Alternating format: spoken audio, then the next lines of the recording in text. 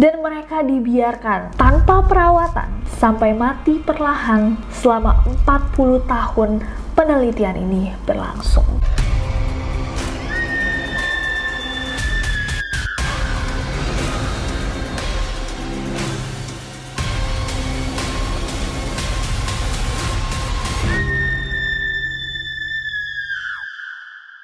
Hey guys, it's Nessie and welcome back to Nerol. Ilmu pengetahuan itu semakin berkembang dari waktu ke waktu. Sebelum kita masuk ke era modern seperti sekarang, sejarah pernah mencatat masa kelam saat ilmuwan-ilmuwan melakukan berbagai percobaan atau eksperimen yang mengerikan dan dianggap kurang manusiawi. Bahkan eksperimen-eksperimen ini tidak hanya dilakukan kepada tumbuhan atau hewan, tapi juga pada manusia. Ya, meskipun beberapa eksperimen memang akhirnya membawa manfaat terhadap kemajuan peradaban manusia, ada beberapa eksperimen yang dianggap tidak bisa dibenarkan, apapun alasannya, karena dianggap out of line atau di luar batas. Malam ini kita akan bersama-sama melihat dan membahas eksperimen-eksperimen sains tergila dan paling mengerikan yang dilakukan pada manusia. So without any further ado, stop senyum-senyum, cause shit's about to go down. Kita akan mulai dengan The Monster Study. Eksperimen yang mengerikan ini dilakukan pada 22 anak yatim piatu yang berusia antara 5 sampai 15 tahun di Davenport, Iowa pada tahun 1939. Penelitian ini dilakukan oleh Wendell Johnson, ahli patologi wicara dari University of Iowa, dan dibantu oleh Mary Tudor, salah satu mahasiswa pasca sarjananya, dan bertujuan untuk mengetahui efek berbagai terapi pada anak-anak yang memiliki gangguan bahasa dan komunikasi. Basically, tujuan dari eksperimen yang satu ini adalah untuk meneliti nih anak-anak yang diberi perlakuan dan terapi dari kata-kata yang berbeda itu apakah akan memberikan reaksi yang berbeda juga. Mereka juga mau tahu apakah kegagapan itu terjadi karena faktor genetik atau lingkungan sekitar. Nah, eksperimen yang satu ini akhirnya tuh menimbulkan banyak banget debates, perdebatan dan kontroversi, khususnya yang berkaitan sama etika. Jadi dalam eksperimen yang satu ini, 10 dari 22 anak yang dijadikan subjek itu memiliki gangguan kelancaran bicara, gagap. 10 anak ini kemudian dibagi jadi 2 kelompok dan digabung dengan 12 anak normal lainnya. 2 kelompok ini disebut kelompok control sama kelompok eksperimen. Anak-anak pada kelompok control diberikan sama Mary Tudor itu terapi perlakuan dan ucapan positif. Sebaliknya, anak-anak yang dalam kelompok eksperimen itu diberikan terapi perlakuan dan ucapan negatif. Jadi ucapan negatifnya itu adalah kata-kata yang merendahkan diri mereka. Jadi dikata-katain gitu basically kan. Dan selama periode Januari sampai Mei 1939, terapi ini tuh dilakukan setiap harinya selama 45 menit per hari. Dari eksperimen ini ditemukan hasil yang memuaskan terhadap anak-anak yang ada di grup kontrol. Mereka juga menunjukkan perilaku yang lebih baik. Sedangkan anak-anak yang di grup eksperimen itu mengalami dampak psikologis yang negatif. Bahkan sampai mengalami masalah jangka panjang pasca eksperimen ini selesai. Anak-anak dari kelompok eksperimen itu jadi sering cemas, duduk sambil merenung, males, bahkan nolak kalau diajak bicara, suka menambahkan kayak sebelum melanjutkan kalimat mereka, dan mereka merasa perlu untuk mengoreksi kata-kata mereka. Dan anak-anak ini yang ada di grup eksperimen tuh jadi minder, cengeng. Bahkan beberapa anak yang ada di grup eksperimen ini kabur dari sekolah untuk menjadi buruh kasar. Sedangkan anak-anak dalam grup kontrol, hanya 2 anak yang akhirnya meningkat kelancarannya dalam berbicara, sedangkan sisanya tuh nggak menunjukkan ada perbedaan apapun. Julukan The Monster Study ini akhirnya diberikan oleh mahasiswa Fakultas Psikologi University of Iowa karena dampak eksperimen ini yang mengerikan dan dianggap berlebihan. Setelah eksperimen tersembunyi ini akhirnya menjadi rahasia umum, pada tahun 2001 University of Iowa secara terbuka meminta maaf atas percobaan tersebut. Sampai pada tahun 2007, negara bagian Iowa itu memberikan total 925.000 US dollars atau sekitar 13 miliar rupiah kepada 6 anak yatim piatu yang ikut dalam grup eksperimen tadi. Bayangin 45 menit sehari, anak-anak kecil setiap hari dikata-katain gitu kayak selama 6 bulan. Pantesan dampaknya long term. Next. Next itu the Aversion Project. Proyek aversi ini adalah eksperimen medis yang berupa terapi aversi atau teknik dalam ilmu psikologi dengan tujuan memperbaiki perilaku yang biasanya dianggap buruk atau nggak pantas dengan cara yang bisa dibilang kurang etis. Proyek aversi ini dilakukan di Afrika Selatan dan idenya tuh muncul akibat kerisihan orang-orang terhadap kaum gay dan lesbian. Jadi eksperimen itu dilakukan di tahun 1971 sampai dengan 1989 dan eksperimen ini tuh bertujuan untuk menyembuhkan homoseksualitas khususnya pada para anggota militer. Karena pada saat itu perilaku ini dianggap sebagai penyakit gangguan kejiwaan. Eksperimen ini diketuai oleh Dr. Aubrey Levin, mantan kolonel sekaligus dokter kejiwaan Angkatan Pertahanan Afrika Selatan. Penyembuhan yang dilakukan sama Dr. Aubrey ini cukup ekstrim karena para anggota militer yang ketahuan nih memiliki orientasi seksual, menyukai sejenis, itu dikirim ke sebuah bangsal yang dikenal dengan nama Bangsal 22 yang ada di rumah sakit militer di Pretoria. Di bangsal inilah Dr. Aubrey ini melakukan penyembuhan dengan pengebirian kimia, kejut listrik, hingga operasi ganti kelamin. Tercatat sekitar 900 anggota wajib militer berusia 16-24 tahun dengan orientasi seksual itu telah menjadi subjek operasi pengubahan kelamin secara paksa. Dan ini nggak diketahuin sama negaranya. Udah atas persetujuan negara, karena ini atas persetujuan negara. Tapi di tahun 2014 akhirnya dia dijatuhi hukuman penjara selama 5 tahun atas dakwaan telah melakukan kekerasan seksual pada Aubrey. Enggak, jadi kayaknya Kak, yang di tahun 2014 ini kekerasan seksual itu nggak ada hubungannya sama eksperimen dia dulu. Yeah, but he's gay.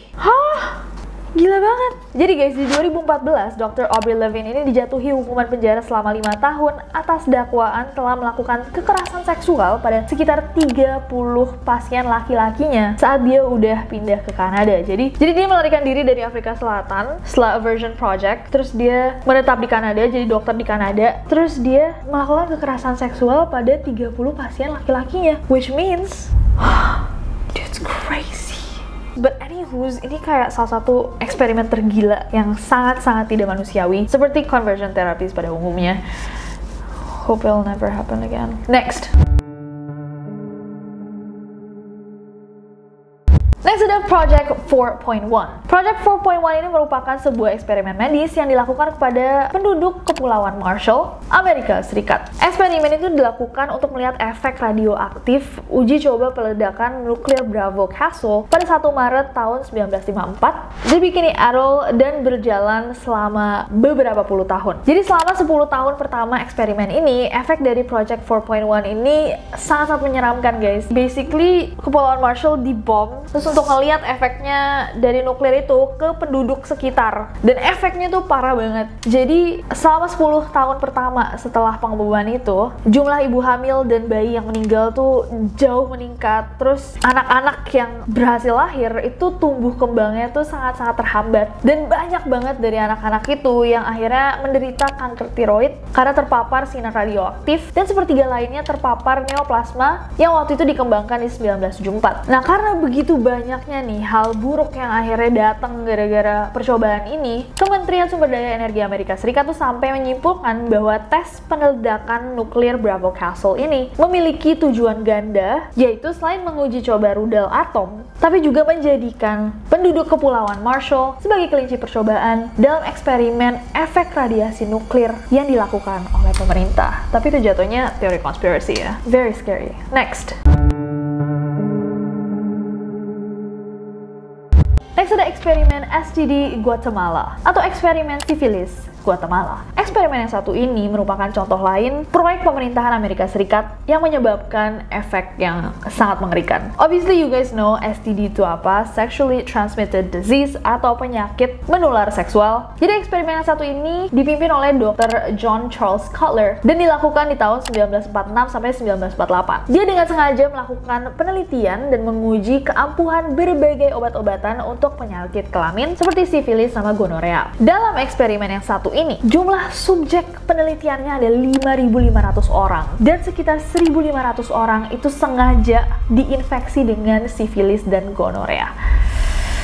Dokter sengaja menginfeksi tentara, PSK, narapidana, serta pasien dengan gangguan kejiwaan biar kena sifilis dan penyakit menular seksual lainnya. Tentunya secara ilegal, tanpa persetujuan subjek. Eksperimen yang satu ini mengakibatkan setidaknya 83 orang kehilangan nyawanya, dan setelah Guatemala menggugat percobaan yang satu ini, baru pada 1 Oktober tahun 2010, Presiden Amerika Serikat, Sekretaris Negara, dan Menteri Kesehatan dan Layanan Kemanusiaan secara resmi meminta maaf kepada Guatemala atas pelanggaran etika dan kejahatan terhadap manusia yang terjadi dalam eksperimen ini. Dari 1946, baru di 2010 mereka minta maaf. Kayak, sorry about it. Bayangin kalian ke dokter, sakitnya flu, pulang-pulang kena sifilis. Kamu langsung knock on wood, knock on wood. Next ada Tuskegee Syphilis Study. Eksperimen Tuskegee ini merupakan program penelitian kontroversial yang disponsori oleh pemerintah Amerika. I'm not gonna say anything.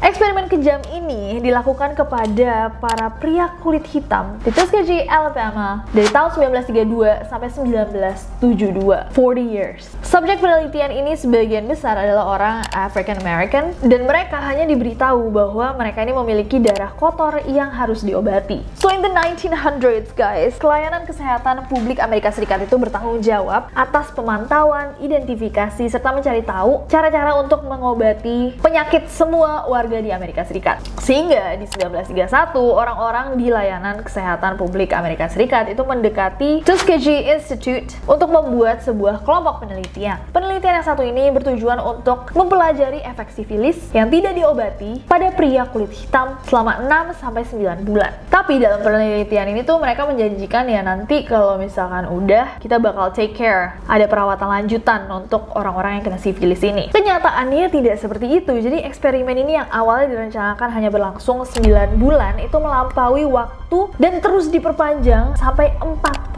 tahun lamanya. Jadi di tahun 1945 sebenarnya udah ada obat untuk sifilis menggunakan penicillin. Tapi pria-pria yang dijadikan subjek untuk penelitian Tuskegee ini gak dikasih obat-obat tersebut, dan mereka dibiarkan tanpa perawatan sampai mati perlahan selama 40 tahun penelitian ini berlangsung. Total korban dari eksperimen yang satu ini adalah 128 orang yang semuanya merupakan pria kulit hitam. 40 istri pria-pria itu juga ikut terinfeksi, dan 19 anak mereka terlahir dengan sifilis. Eksperimen yang dimulai 1932 ini akhirnya berakhir pada 25 Juli tahun 1972.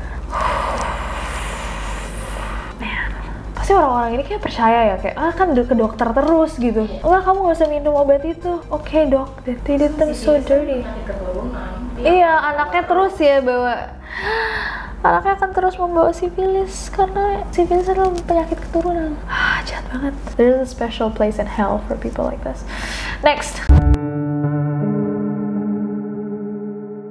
Dan yang terakhir ada Unit 731. Unit 731 atau Nana San Ichi Butai adalah nama divisi biologi dan kimia rahasia Angkatan Darat Kekaisaran Jepang selama Perang Dunia Kedua. Eksperimen yang satu ini dipimpin oleh Jenderal Shiroishi dengan subjek percobaan tahanan perang dan penduduk desa di Harbin, China. Pada masa Perang Dunia Kedua, Unit 731 ini dikatakan sebagai kelompok militer pencabut nyawa tersadis di Jepang. Subjek eksperimen Unit 731 ini awalnya merupakan sukarelawan yang berasal dari tentara, kriminal, sampai orang miskin setempat yang sebelum eksperimen emang udah ngisi formulir persetujuan dan dijanjikan nanti bakal dibayar dikit gitu. Tapi saat stok sukarelawan ini mulai menipis, Unit 731 ini menggunakan para tahanan perang dari China, Rusia, Korea, Mongolia, Asia Tenggara, atau Amerika, sampai orang biasa like common citizens sebagai subjek eksperimennya. Bahkan Unit 731 ini menganggap subjek dari eksperimen ini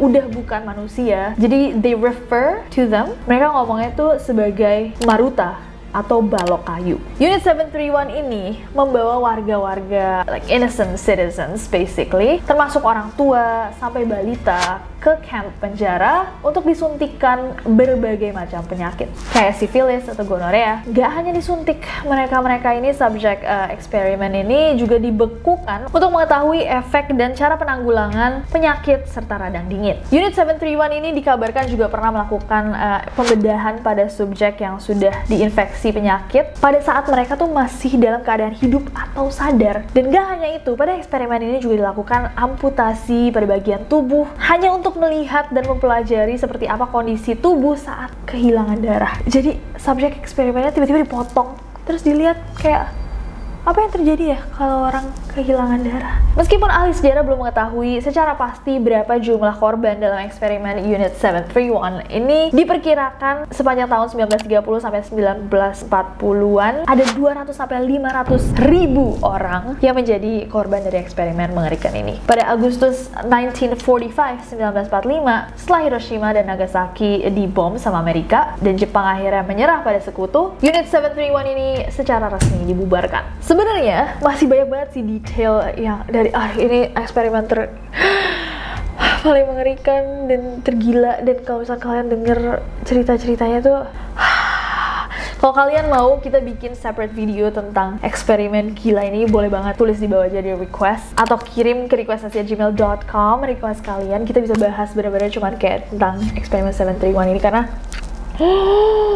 kalian kalau baca sendiri tuh bakal kayak merinding all over, kayak ini benar-benar terjadi, ada di sejarah umat manusia gitu kayak. So komen di bawah guys, thank you buat kalian yang udah nonton, semoga kalian suka videonya. Kalau misalnya kalian suka videonya dan belajar banyak hari ini bersama aku, klik like-nya, follow aku di Instagram dan Twitter, gampang banget nih, dan subscribe ke channel ini juga nyalain notification-nya biar kalian tahu kalau misalkan aku upload video baru, karena aku gak sabar buat ketemu kalian lagi. Guys, jangan lupa subscribe please. Let's get to 10 million, we can do it. Bye.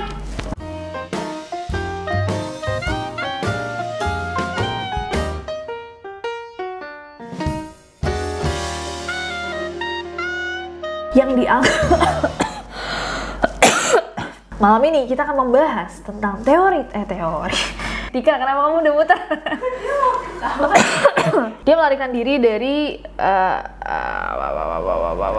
mana sih? Eksperimen Tuskegee ini merupakan program penelitian